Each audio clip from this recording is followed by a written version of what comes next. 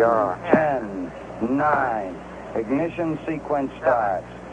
6, 5, 4, 3, 2, 1, 0. Liftoff. Liftoff. 32 minutes past the hour. Liftoff on Apollo 11. Roger Tower.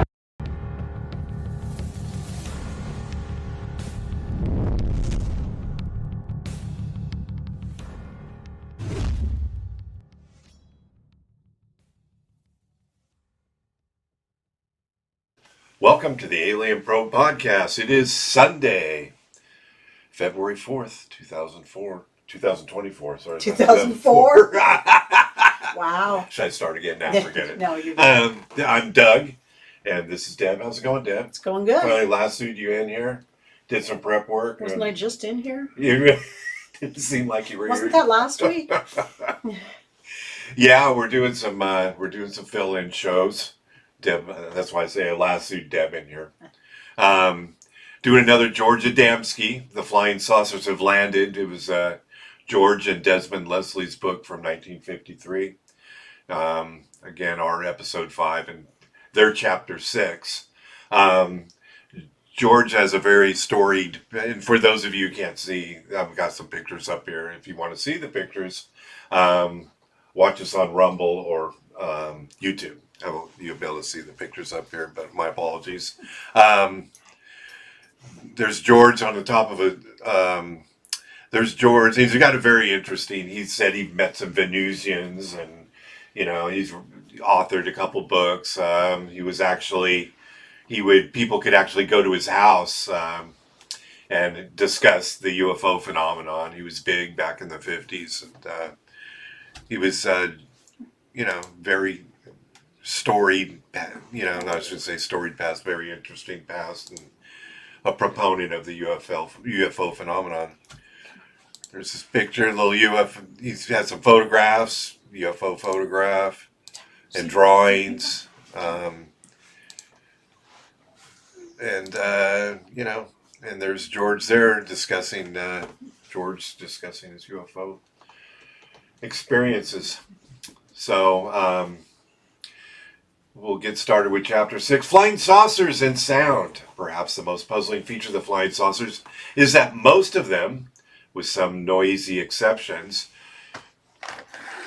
streak through the sky in complete and utter silence. Wow. A good example of how this strikes people was given by Mr. Saul Pett, a newspaper man with 12 years reporting experience, who on July 18th of 1952 saw a lovely luminous orb, there's a lot of those, the apparent size of a penny, glide through the night sky some miles to the southeast of his River Edge, New Jersey home. He said, "Planes make noise. This object was silent as death. It was moving too fast and too evenly to be a balloon. But I wasn't frightened at all because this thing looked so peaceful and so serene. There wasn't any appearance of menace." The September 9th, Evening Star, Washington, D.C. I think that's supposed to be 22nd July, 1952.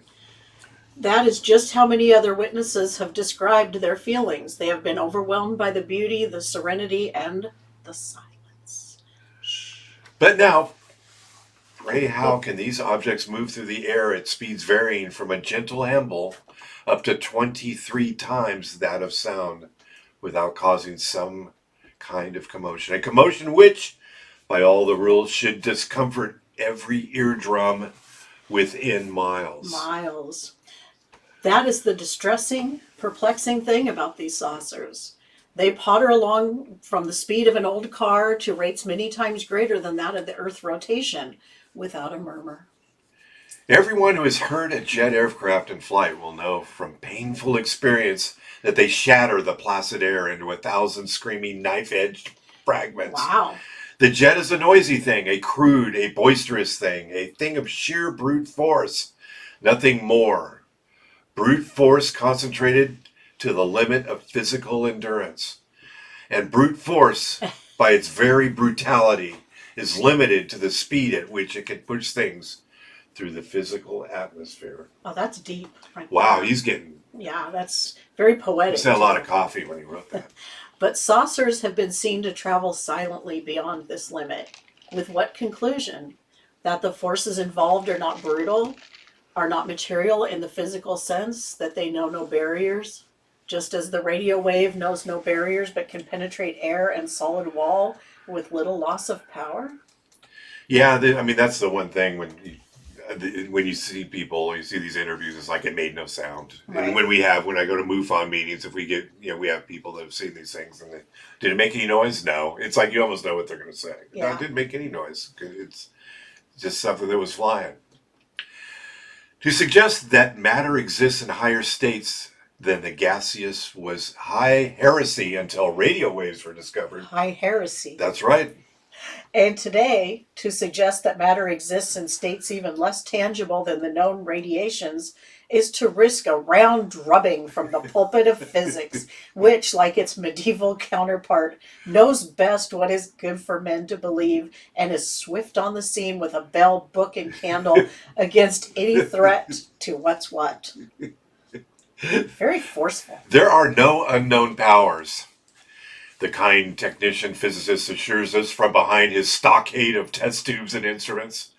To which one asks humbly, how then did the Egyptians and the Persians, the Chaldeans and the Aryans, and other ancient races attain to such high knowledge and to sustain from their great civilizations, not for centuries, but for thousands of years? If the whole premise on which they built was ignorant superstition, Deb. Oh, man. This guy's got some powerful I thoughts. told you this one was deep. How did they achieve such feats of building and science, some of which cannot be duplicated today, if the subtle forces they knew and controlled and described in their copious records never existed? There are no subtle forces, says the well-educated expert. No?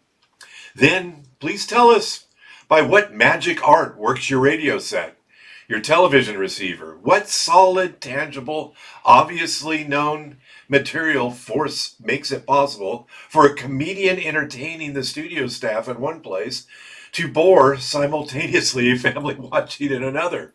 By what magic does this marvel come about? What would he have done with an iPhone?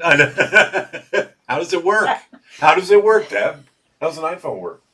I don't know. Magic. It's magic. By electricity, radio... There are birds flying right at our window. By electricity, radio waves comes the reply. Not quite in such simple words, but in phrases resounding in high technical vocabulary, backed up with elaborate diagrams said to show why it all works. Far from showing the cause, they merely demonstrate a few incidental effects, but, quote, it works by electricity. That's right. That's It doesn't everything say works. why it works. The diagram doesn't show why it works. It shows how it works. So it doesn't tell you how it's doing it. It just does it because of what's the stuff's in there. I think I know where he's going with it. He's dirting the scientists again. He doesn't like scientists.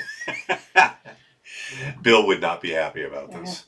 In the name of all hallowed humbug, will someone tell us just what is electricity? Do you know what electricity is? It's fizzy stuff. Fizzy stuff in the air. Makes your hair stand up. Is it something you can go into a shop and order by the half pound? Doesn't waver. Or is it just one of the demonstrable effects of a further force behind what we call electricity? The ancient scientists, so scorned by the moderns who never troubled to study them, found it to be the latter. And this power behind electricity they named Fohat, which they represented by the fiery serpent, the eternal dragon, and its subdivisions by the serpent of seven heads. People can look up what Fohat is. I don't know. I tried to. There's a couple of terms in here I actually had to plug in what they meant because I'm like, what is this? I've never heard of this before. Which conveys, with meditation, more to the intuitive than talk about vibrating atoms, quivers in the ether, tiny particles of something intangible bouncing about like billiard balls. What is electricity? What is electricity? Let he who says he knows be dubbed liar and stood in the pillory as a lesson to all spreaders of fantasy. Is electricity anything of itself or merely one of the effects, like magnetism, of causes still beyond our ken. I should have looked up what is electricity. I'm thinking I didn't do that. Since 1950s, we've probably learned a We little more learned about what it is. electricity. Bear in mind, this was 53. The builder, but do you know what it is? I mean, you know what it is. We know how it works. I mean, it's just electromagnetic stuff. I'm not an electrical engineer. I know nothing. Yeah, me neither. The builders of the first luminous bodies to fly through space claimed they knew and could control the fiery dragon, and the savages who built the great serpent mound of Ohio were wiser in their generation than the whole white-coated mass of modern research workers who think they will all ultimately pierce the veil with their physical senses. Wow. Oops. For let us face the sober truth. With all of our remarkable progress, we are no nearer to answering what it is than we were when we first discovered that certain metals and chemicals in a jar induced a weak electric current. I really think we've come a long way since Kind of like when we 1953. put two sticks into a potato and ran a wire between them. Whatever that was. Have you ever seen that one? Oh, yeah. Okay, this is serious. Okay, we have performed many wonders. We have measured and cataloged countless variations and improvements on the original electric jar. We have found 1,000 ways by which this force can be utilized and controlled, but we came no nearer to the answer till Madame Curie discovered radium and opened the gate to a second aspect of the seven-headed serpent, the mystic fire of the alchemist, of which the current that lights our homes and the force of the atom bomb are two of the manifest results. Wow. Physical science is a science of hows and whats. How this makes that happen, what does that to which. Arcane science is little interested in detail and incidental trivia, but seeks ever to penetrate upwards towards the ultimate absolute why. When this is grasped, however imperfectly, the details will take care of themselves. Find the outline before filling in the frills. The secrets of the cosmos can be gained only by reaching for its heart, not by examining small fragments of the outermost skin under powerful microscopes, which algorithmically speaking. No, it's an allegory, not algorithm. Allegorically speaking, is all that happens in our laboratories. What's your dog barking at? I don't know. Did you leave that door open? You can look while I'm reading. Physicists think, those who really think, that ultimately a time must come when they shall have measured in all fullness the depths and the heights and the breadth of observable words. I can't say that. A Worlds. library, I can say worlds, I can't say the other one. A library the size of the world, they may need to contain it, but slowly and inevitably, that's a hard one too, they will come up against the remorseless solid of a wall, a ring called pass not, beyond which thought, if confined to its present limitations, cannot continue. In vain will they search the wall's unyielding surface for signs of the answer, but they shall not find it written there. I think you may have left a door open. The attitude of thinking that we knew everything is not quite so prevalent today as it was at the beginning of the century, when even people like Rutherford calmly remarked that nearly all the major discoveries of science have now been made. Many an idol has fallen since then. Was the door open? No, he's out in the living room just barking Just at barking the air. his head off Something, for no reason. Our something dog moved outside the front door. Our dog has had surgery, so we can't let him hop on the bed in the extra bedroom. Everybody, any Max fans out there, that will give you an update. We're having a call with the surgeon. Deb will be this week to see if he can now jump off the bed. No, I already ordered stairs. He's got a ramp to go up, but he's not allowing him to go down. Nope, I ordered stairs. He's going to say, "Screw those stairs," and jump down anyway. Well, then I'll keep the door closed. Oh, that's not nice. I don't care. You're killing his fun. I'm here to protect the dog. That's my job. Yeah, but having fun is important. Okay. And slipping another disc is fun? No. Suicide in the laboratories. Falls from high places. Professional chairs stand empty. I think not. Nothing has ever toppled the expert from his throne, nor shaken orthodoxy in its pulpit. This one. They can prove successfully that black is white and white is green, but their flocks shall never desert them. Successive towers of Babel arise, each pointing to heaven in totally opposite directions, until the joke has gone far enough. Then comes a divine chortle. Olympian laughter rolls down from above, toppling the structures back to dust. How long shall it go on? How often must it be repeated? Till God makes a god out of man despite himself? But there's hope. Each year fresh evidence is thrust beneath the myopic spectacles of the savants. Each year the gate of knowledge of the states beyond matter is forced wider until, unwillingly, the white-coated hordes will be pushed through it with much lamentation as their discarded theories settle gracefully in the waste paper basket. Oh, wow. In the meanwhile, let them concentrate on producing bigger, better hydrogen bombs and reach the supreme limit of sheer brute force as opposed to subtle power. I think I see where he's going now with this. Hey, We're making stuff to blow stuff up instead of making a better world. So now you all know. Now, in order to sustain the physicist on this throne of infallibility, it is necessary to preserve certain illusions. Of these, perhaps the most deliberate is to rear young minds to believe without hesitation or suspicion that we have the privilege to be members of the most enlightened and progressive humanity that has ever adorned this life-suffering planet. Wow. So it comes as a rather painful shock to any who rashly peruse the more ancient literature of races that perished tens of thousands of years ago, to find a strong suggestion that there existed previously not one but several humanities, greater, wiser, more moral, and more advanced in certain aspects of natural science Absolutely. than ourselves. Yeah. Their buildings, like their thoughts, have defied time.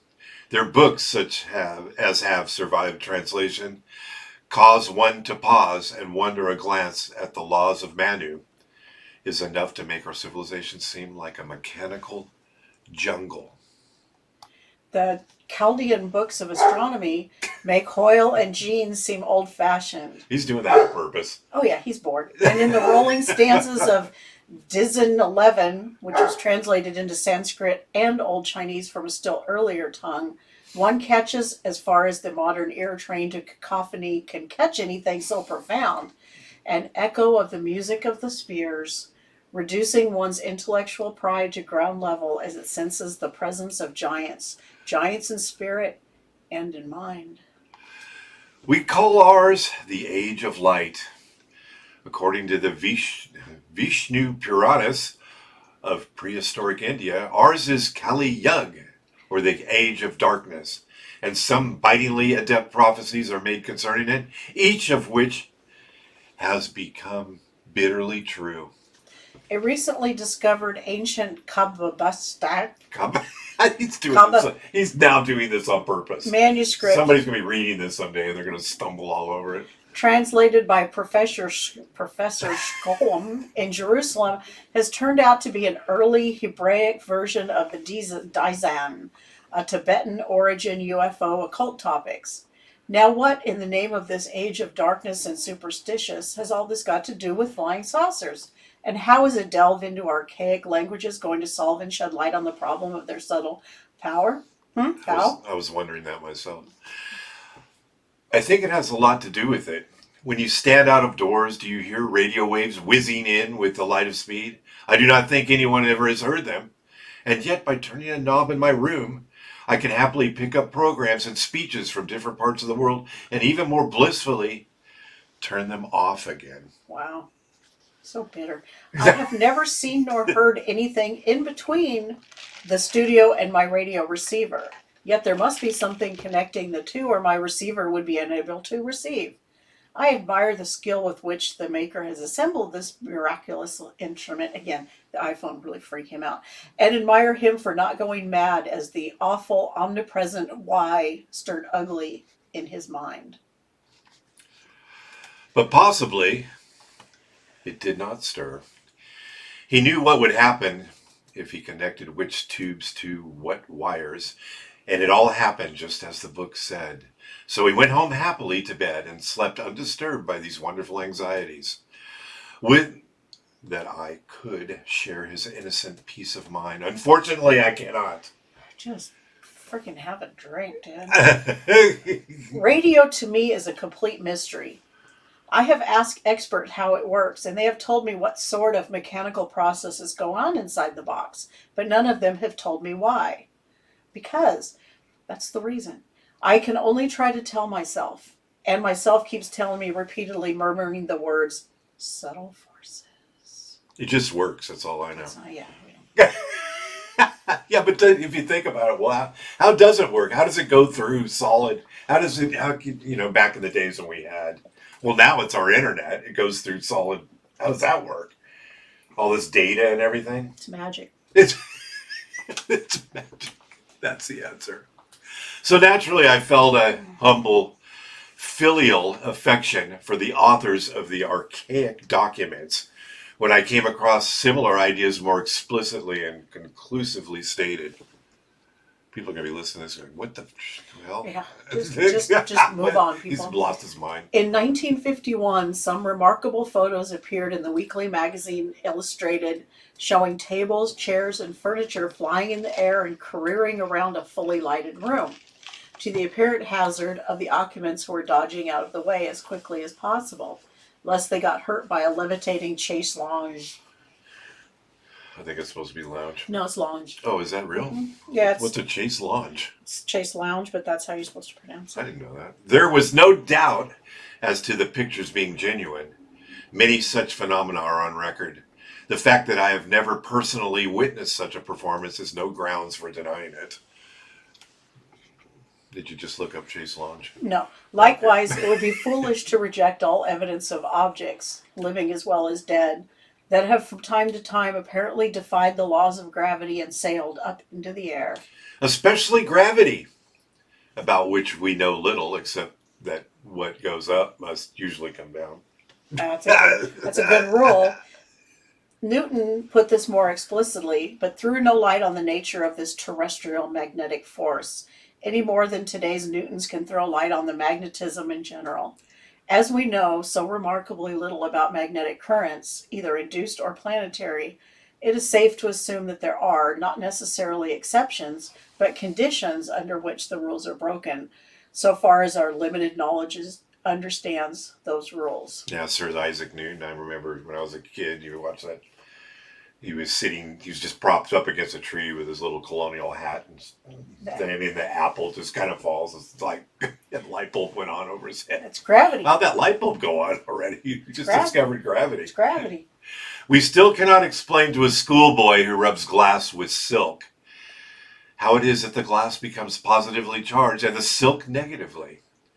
We think we have transformed negative electricity, whatever that may be, to the silk. But we could equally well have transferred positive electricity to the glass. Because somebody just made it. Did they just make that up? Whatever happens, the fundamental question as to why this should occur remains completely unanswered. The explanations given with other experiments when heavy furniture moves into the air without tangible support is that spirit hands are at work. Call them spirit hands if you like, but would it not be safer to say that a second force opposite to the Earth's magnetic pull has temporarily been brought into action? And what brings these other forces into action, Deb? Okay. By all that one can see, it appears to be activated by that little-known force called the human will. Electricity has nothing to do with it. I don't know. George is... Experiments with sensitive apparatus have proved what the Sanskrit and Censor writers always knew, that the human brain emits electric currents, that thought is or causes an electric impulse. Wonder what I could power with my brain. Well, people can move like bend spoons and stuff. I don't know. However, the ancient writers go further. They seem to think that the brain current is very, very powerful, if not the actual current emitted by the brain. The current it can induce in surrounding objects is powerful enough to raise huge rocks into the air. Uh-huh. The button that starts a great machine is weak enough in its thrust, one finger power to be precise. But look what it can do. The mighty bridges that open, the liners that cross the ocean, the high-speed lifts of a skyscraper are all started, wow, by one little finger pushing one little button. Suppose now that the tiny impulses in the brain, if properly directed, could harmonize, get the correct wavelength, with much greater forces. What would be the result? Subtle control of mind over matter. Not brute force such as a steam pulley, nuclear explosion, but subtle control, 1,000 times more powerful and efficient. Just gotta use your brain. Just think hard.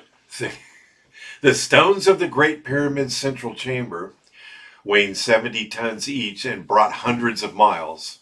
Stonehenge, the colossal stones of South America ruins, the great monolithic gate of Tiahuanaco. Why use such colossal, unmovable stones when smaller ones would have done just as well? Well, we can't ask them. Because they could. How were the 15-ton polished casing stones of the Great Pyramid fitted to an accuracy of plus or minus 1/100th part of an inch without modern machinery? How were they fitted at all, for that matter? Yeah, how were they? We've done our stone blocks around here. You But 100 tons, I smashed my finger on a little one. Just imagine what would happen with that 100-ton, 70-ton, whatever it is. I'm not going to do all your carrying. Obviously, it was the UFOs. Of course it was. Or it was, the Anunnaki or whatever. No. Who moved those stones? Slaves. Well, you don't see really, there may be pictures of the, back in the Egyptian times of them putting, a bunch of logs down on the ground and then a bunch of slaves pulling them with ropes. Mm-hmm. That's how it goes. 1,000 slaves. They had a lot of slaves back then. Yeah, but then they moved them. They said they were too big to put. They couldn't have moved them across these mountains and stuff. But yet a 70-ton. What boat could they have made to put a 70-ton block on? It just doesn't happen. Let us not start to probe too deep here yet, Deb, lest our minds be drawn to the awful possibility of a race whose civilization might make our own look like a slum for backward children. Damn. Let us leave the Great Pyramid in Egypt, where it has remained for 10,000s of years, and where it will remain for tens of thousands of years after the last vestiges of New York and London have crumbled to dust, and come back to the question of things that appear to defy gravity. Saint Teresa of Avila, according to Miss V. Sackle West's interesting biography, it's valuable as coming from a non-Catholic and impartial source, which few things do, tells us that she used frequently to rise. Oh, she used to frequently rise in the air and levitate at the most inconvenient moments. All of a sudden, she just goes up. Don't look at my skirt. On one occasion, this happened during a visit of a neighboring abbess, and Saint Teresa, from a point near the ceiling, was overheard to chide the Almighty in no uncertain terms for making a spectacle of her. Wow. In this, she was unfair to blame her creator for a phenomenon that arose only from the undirected power of her own colossal intellect. By accident, she had hit off the wavelength that causes opposite forces to the Earth's magnetism to come into play, and the result was, quite rightly, according to the superb logic on which the mighty universe is built, that she sailed upwards until the ceiling arrested further progress. I quote Saint Teresa as a possibly better known version of this occurrence, although many other examples are on record. Possibly the most interesting is the case of Saint Joseph of Cupertino, a 17th century Italian monk, who could not only levitate at will, but also sometimes carried passengers and freight into the market. Here, carry that over there. So he levitated, carried people and freight. Oh, Lord. I think he's trying to say that he may have had a craft or something. I don't know. On one occasion, the friar was seen to pick up a heavy wooden monumental cross, which 10 workmen had failed to manage, and fly it several yards to its appointed resting place. The calendar of the saints makes interesting reading in the history of flight without wings, for it lists just on 200 saints more or less adept in this amazing form of transport. I went to Catholic school and they didn't tell us anything about no flying saints. You didn't go to the right one. Go to the other one. They talk about that. Uh-huh. The Eagle and the Dove. Professor W.J. Crawford published the results and findings of some 67 experiments in levitation under strict laboratory conditions in which tables, chairs, bookcases, and living human beings, not dead, were raised in the air and moved silently around the room. And some good pictures were taken by Mr. Leon Isaacs showing furniture levitation during the experiments described by Mr. Harry Edwards. Harry Edwards. Now, Harry, he said Harry. Hey, what has St. Teresa got to do with flying saucers? St. Teresa and the furniture moved silently and without any sign of visible or audible power. As per W.J. Crawford, Illinois DSC, The Reality of Psychic Phenomena, and by H. Edwards, The Mediumship of Jack W. Weber. It's difficult reading sometimes. The mediumship.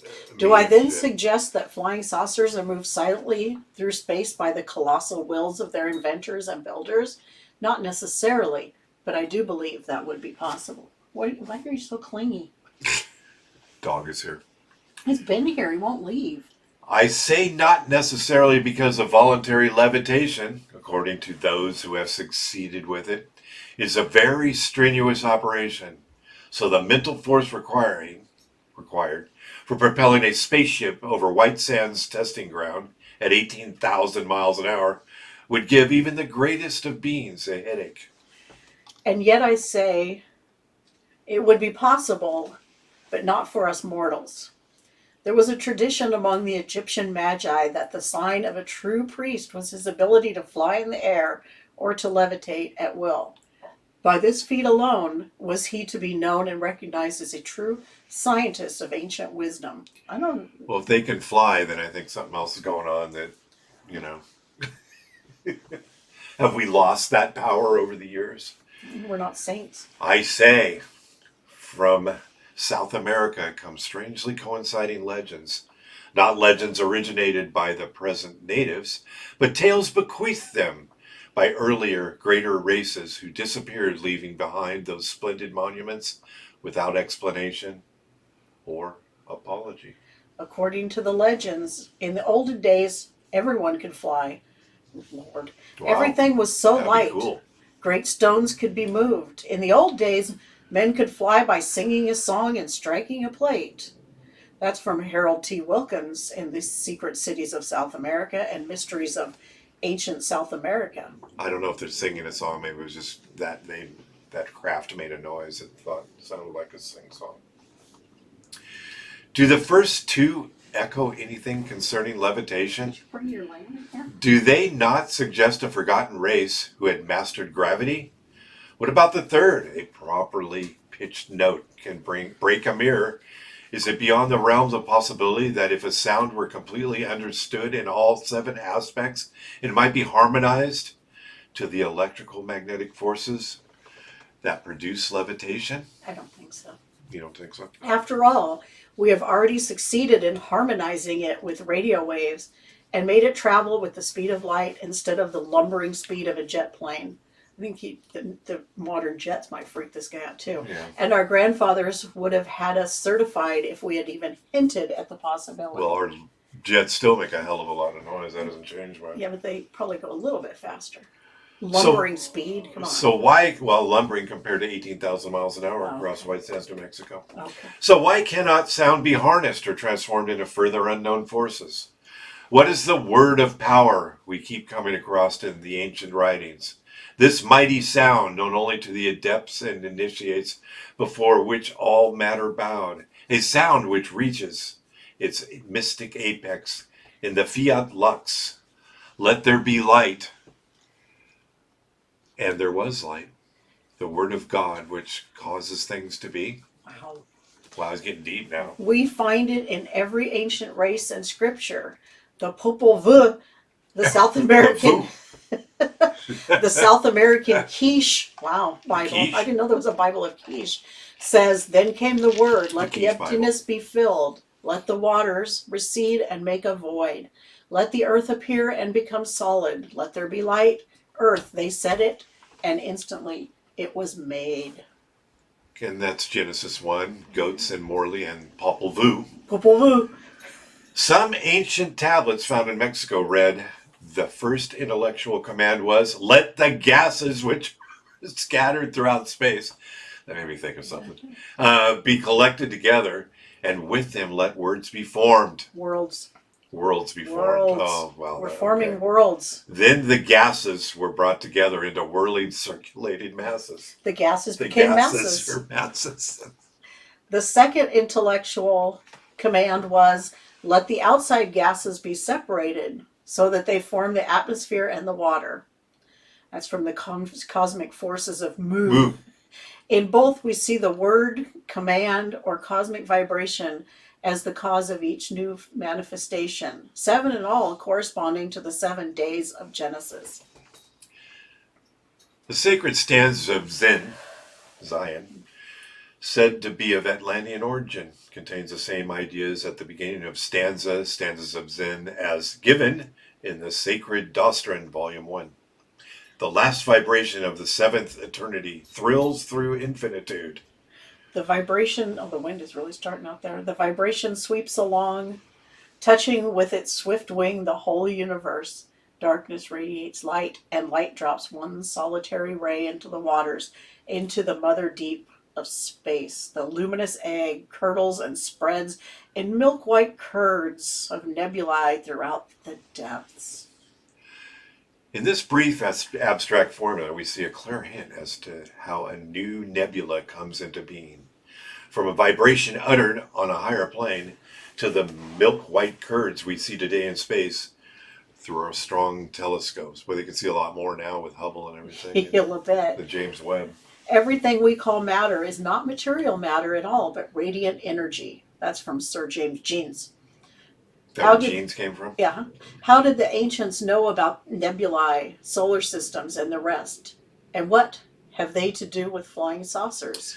I was thinking the same thing. Where are we going with this? The Popol Vuh says they, the first race of men, were able to know all, and they examined the four corners, the 4 points of the arch of the sky, and the round face of the earth. I mean, it's theorized that even before ancient man, there was man. Okay. You know what I mean? Just to let you know, Deb. Okay. I mean, this goes way back. Okay.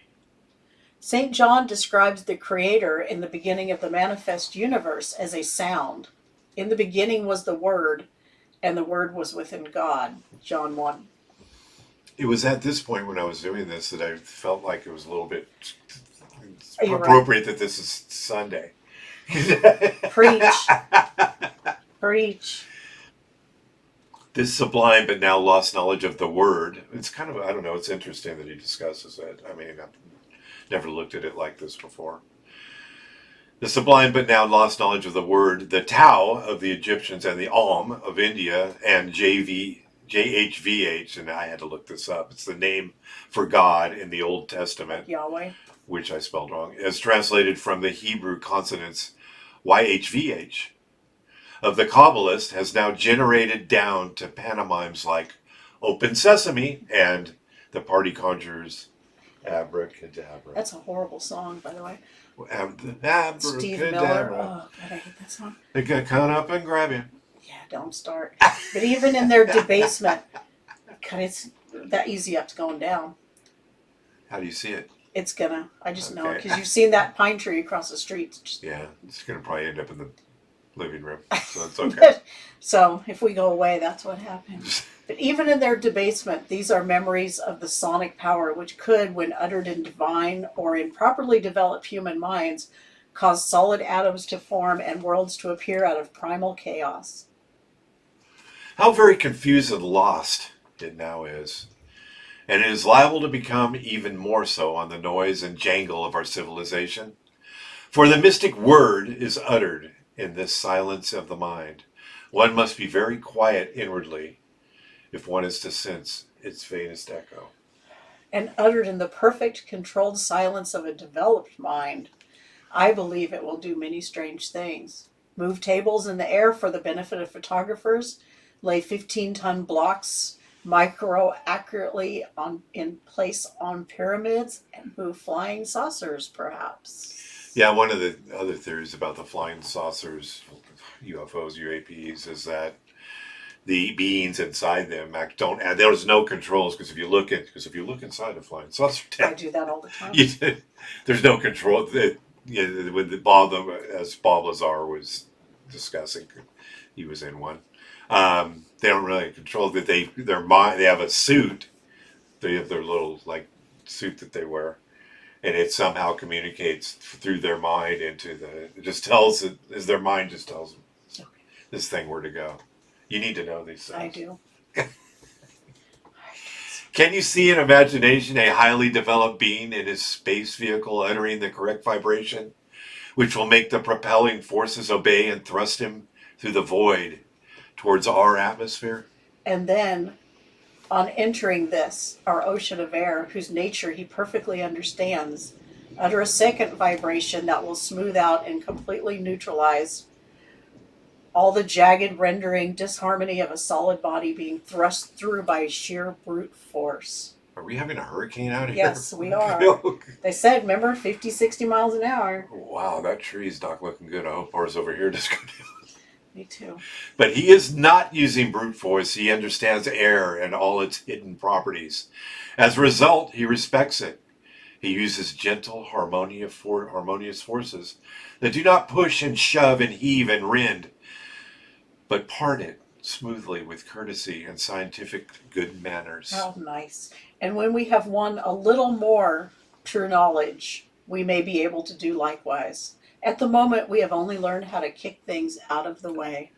Yeah, and what I think he's trying to say is, that they do it the cool way, and we're jets and rockets and bombs, and, we're just bullishly moving our way through life. And so I kind of see what, I see where it's kind of taking us. So we'll wrap it up. Thanks, Deb. I appreciate it. Thank you. Let's watch the trees go by now. Thanks for listening to the latest episode of the Alien Probe Podcast. We welcome comments, questions, or requests to alienprobepodcast@gmail.com. Visit us on Facebook. Check out our website, alienprobe.net. Twitter and Instagram at alienprobepod. Rumble, like and subscribe. And also YouTube. Go there. You can see our the pictures of Adamski here. I'll kind of go through these as we're finishing up. He had some pretty wild pictures and illustrations, and he talked to the Venusians. So I look forward to going on with the next part of the book. Yay. And watch the skies, Deb. Okay, I'm watching.